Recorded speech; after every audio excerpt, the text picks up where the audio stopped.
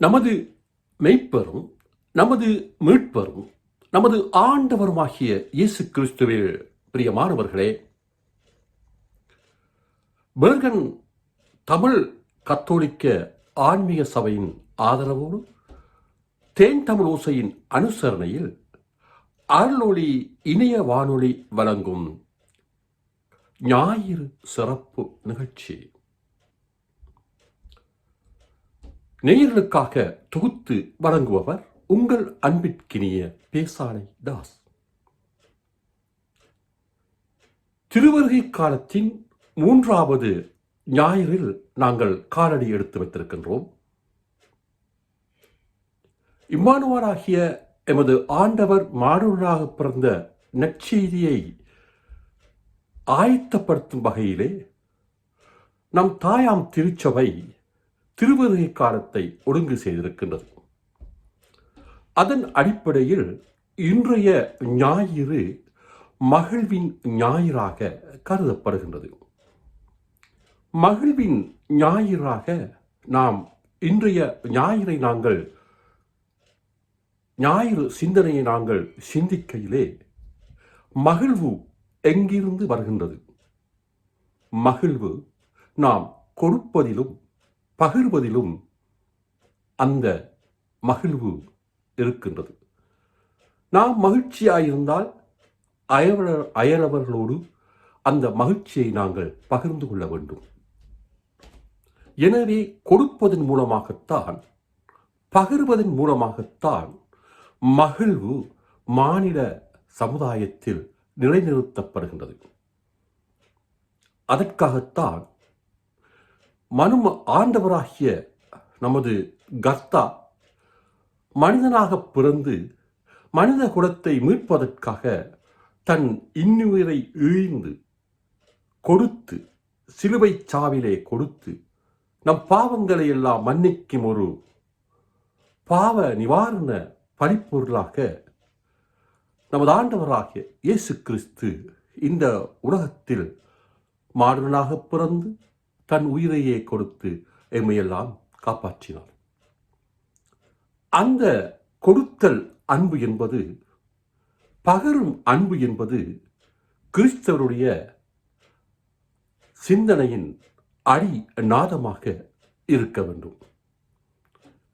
இந்த வகையினிலே கொடுப்பது மட்டுமல்ல, நாம் மற்றவர்களுக்கு தீங்கு இழைக்காமல், மனித சமுதாயத்திற்கு தீங்கிழைக்காமல் நன்மையை கொடுக்க வேண்டும் என்பதை இந்த தருணத்திலே, இந்த மகிழ்வின் ஞாயிறிலே நாங்கள் சிந்தித்துக் கொள்ளலாம். இன்றைய வாசகத்திலே யோவான் அவர்கள், புனித ஸ்நாப அருளப்பராகிய யோவான் அவர்கள் கிறிஸ்துவினுடைய வருகையை முன்குறித்து அவர் சாட்சியம் சொல்கின்றார். யோர்தான் நதிக்கரையிலே அவர் ஞானஸ்தானம் கொடுக்கின்ற பொழுது திருமுழுக்கு பெறுவதற்காக பலரும் வந்தார்கள். அதிலே ஆயக்காரர்கள், பரிசேயர்கள், யூதர்கள், இராணுவ வீரர்கள் எல்லோரும் வந்ததாக மத்தேயு எழுத்தாளர் விவரிக்கின்றார். இந்த சந்தர்ப்பத்திலே நாம் சற்று எமது கற்பனையை திருப்புவோம்.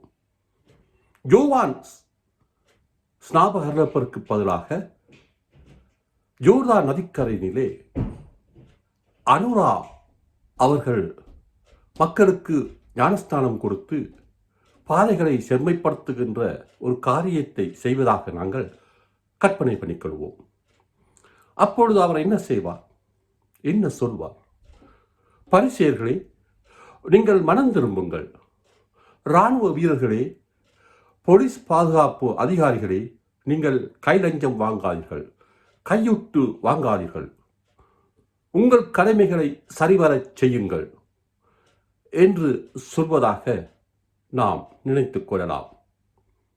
இந்த நேரத்தினிலே இந்த மகிழ்வின் ஞாயிறுடைய சிந்தனைகள் எமது இலங்கை அரசியலில் உள்ள சமூக மாற்றத்திலும் நாம் பிரதிபலிக்க வேண்டும் என்பதுதான் என்னுடைய ஆவலாக இருக்கின்றது. அரசியல் கடக்க வேண்டும் என்பது அல்ல. ஆனாலும் நாங்கள் மனம் திரும்பி எங்களுடைய மானுட சமுதாயத்தை, இலங்கை மக்களுடைய ஒற்றுமையை இனப்பிரச்சனைக்கான தீர்வுகளை புரிந்துணர்வோடு அன்பை கொடுப்பதன் மூலமாக நிலைநிறுத்தலாம் என்பதை இந்த தருணத்தில் இலங்கை வாழ் மக்களுக்காக நாங்கள் சொல்ல விளைகின்றோம். மகிழ்வின் ஞாயிறு திருவருகை காலத்தின் 3ஆம் ஞாயிறினுடைய அடி சம்பவம் இதுவாகத்தான் அமைகின்றது. கொடுத்ததெல்லாம் கொடுத்தார். அவர் யாருக்காக கொடுத்தார்? ஒருவனுக்காக கொடுத்தார்? இல்லை, உலகத்திற்கே கொடுத்தார்.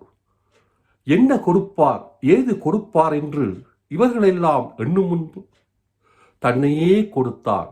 தன் உயிரை ஜீவ பலியாக இறைவன் கொடுத்தார். கொடுப்பதில் தான் நிறைவு இருக்கின்றது. கொடுப்பதில் தான் மகிழ்ச்சி இருக்கின்றது. இந்த வேளைகளிலே நம் சமுதாயத்தில் அயலவர்களில் கைவிடப்பட்டவர்கள், விதவைகள், வறியவர்கள், தரித்திரம் கொண்டு கவலைகளில் இருப்பவர்களுக்கு நம்மால் முடிந்த உதவிகளை கொடுப்போம். அவர்களை மகிழ்வுறச் செய்வோம். அவர்கள் மகிழ்வுற்று இருப்பதன் மூலமாகத்தான் கிறிஸ்துமஸினுடைய உண்மையான கருப்பொருளை நாங்கள் கண்டுகொள்ளலாம். கொடுப்பதற்கும் எடுப்பதற்கும் அறிவு வேண்டுமா? இல்லை, ஒரு குழந்தை மனம் இருந்தால் போதும் என்று கவிஞன் சொல்வதை இந்த தருணத்தில் நான் உங்களுக்கு சொல்லிக்கொண்டு, மகிழ்வின் ஞாயிறில் கொடுங்கள், உங்களுக்கு கொடுக்கப்படும். அதுவும் கைவிடப்பட்ட, வறிய, ஏழை, விதவை இப்படிப்பட்டவர்களை தேடிச் சென்று அவர்களுக்கு உங்கள் அன்பை கொடுங்கள், உங்கள் உதவியலை கொடுங்கள். கடவுள் உங்களை நிறைவாக ஆசீர்வதிப்பார் என்று சொல்லி மீண்டும் மற்றும் ஒரு ஞாயிறு சிந்தனையிலே உங்கள் அனைவரையும் சந்திக்கும் வரை இங்கித வந்தனம் கூறி விடைபெறுவது உங்கள் அன்பிற்கினிய பேசாலை தாஸ். நன்றி, வணக்கம் நேயர்களே.